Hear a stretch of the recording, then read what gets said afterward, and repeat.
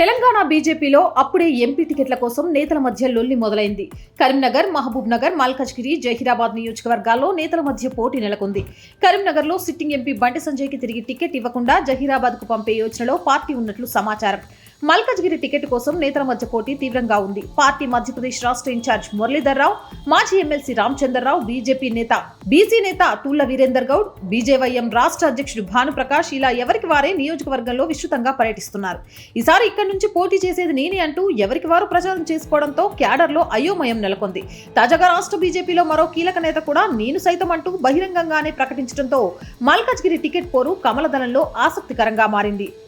మహబూబ్ నగర్ సీటుపై కూడా రాష్ట్ర పార్టీలో హాట్ గా చర్చ జరుగుతోంది. ఇక్కడి నుంచి పోటీకి బీజేపీ జాతీయ ఉపాధ్యక్షురాలు డీకే అరుణ, మాజీ ఎంపీ జితేందర్ రెడ్డి నువ్వా నీనా అన్నట్టుగా ఎవరి ప్రయత్నాల్లో వారున్నారు.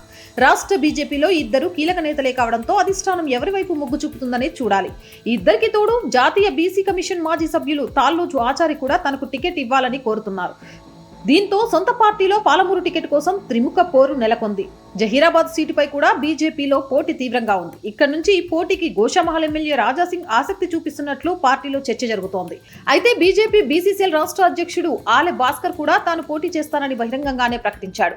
ఇక్కడ లింగాయత్ సామాజిక వర్గం ఓట్లు పెద్ద సంఖ్యలో ఉండడంతో ఆ వర్గానికి చెందిన నేత ఒకరు పోటీకి ఆసక్తి చూపడంతో టికెట్ ఎవరికి దక్కుతుందనే చర్చ పార్టీలో సాగుతోంది.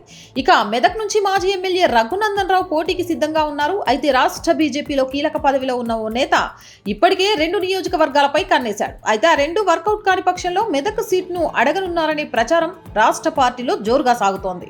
పైగా ఆ నేత పార్లమెంటు పరిధిలోని ఓ అసెంబ్లీ స్థానం నుంచి పోటీ చేశారు. దీంతో రఘునందన్ కు సదరు నేత పోటీగా వస్తున్నారనే ప్రచారంతో రాష్ట్ర బీజేపీలో చర్చ బాగా నడుస్తోంది. ఇక కాంగ్రెస్ విషయానికి వస్తే రేవంత్ రెడ్డి ఖాళీ చేసిన మల్కజ్గిరి స్థానం కోసం పోటీ పడుతున్న ఆశావాహుల సంఖ్య పెద్దగానే ఉంది. వీరిలో మల్కజ్గిరి అసెంబ్లీ స్థానానికి పోటీ చేసి ఓడిన మైనంపల్లి హనుమంతరావు, ఎల్బీ నగర్ నుంచి పోటీ చేసి ఓడిన మధు యాష్కి పేర్లు ప్రముఖంగా వినిపిస్తున్నాయి. ఇక నల్గొండ ఎంపీ స్థానం పటేల్ రమేష్ రెడ్డికి ఇస్తామని హామీ ఇచ్చినప్పటికీ ఆయన పోటీకి విముఖత చూపుతున్నట్లు వార్తలు వస్తున్నాయి. ఎంపీ సీటుకు బదులుగా తనకు ఎమ్మెల్సీ ఇవ్వాలని పటేల్ రమేష్ కోరుతున్నారని సమాచారం. ఇక నల్గొండ ఎంపీ టికెట్ రేసులో జానారెడ్డి మరో తనయుడు రఘువీర్ పేరు కూడా వినిపిస్తోంది. 2019 ఎన్నికల్లో చేవెళ్ల పార్లమెంట్ స్థానం నుంచి కాంగ్రెస్ తరపున పోటీ చేసిన కొండా విశ్వేశ్వర్ రెడ్డి, ఆదిలాబాద్ పార్లమెంట్ స్థానం నుంచి పోటీ చేసిన రమేష్ రాథోడ్ ఇప్పుడు బీజేపీలో ఉన్నారు. ఇక పెద్దపల్లి నుంచి గతంలో ఎంపీగా పనిచేసిన వివేక్ వెంకటస్వామి ప్రస్తుతం చెన్నూరు ఎమ్మెల్యేగా విజయం సాధించారు.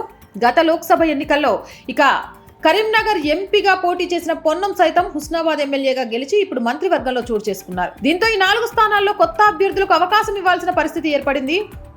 నిజామాబాద్ నుంచి గత ఎన్నికల్లో పోటీ చేసి ఓడిన మధు యాష్కి ఈసారి మల్కజ్గిరి నుంచి పోటీ చేసేందుకు ఆసక్తి చూపుతున్నారు. ఇక మహబూబాబాద్ స్థానం నుంచి బలరాం నాయక్ పట్టుబడుతున్నారు. అయితే ఈసారి ఆయనకు టికెట్ ఇచ్చే అవకాశాలు తక్కువగా ఉన్నాయని తెలుస్తోంది. ఖమ్మంలోనూ ఇదే పరిస్థితి. రేణుకా చౌదరి పోటీ చేస్తానని ఆసక్తి చూపుతున్నప్పటికీ పార్టీ ఆమెకు అవకాశం ఇస్తుందా లేదా అనేది సస్పెన్స్ గా మారింది. ఖమ్మం ఎంపీ టికెట్ రేసులో పొంగులేటి సోదరుడు ప్రసాద్ రెడ్డి ప్రయత్నాలు చేస్తున్నారు. ఇక ఇప్పటి వరకు కేవలం 5 స్థానాల్లో అభ్యర్థుల ఫైనల్ తెలుస్తోంది. జహీరాబాద్ నుంచి సురేష్ శెట్టర్, మహబూబ్ నగర్ నుంచి వంశీచంద్ రెడ్డి, నాగర్కల్ నుంచి మల్లు రవి, సికింద్రాబాద్ నుంచి మాజీ ఎంపీ అంజన్ కుమార్ యాదవ్ కుమారుడు అనిల్ కుమార్ యాదవ్, మెదక్ నుంచి విజయశాంతి పోటీ చేస్తారని సమాచారం.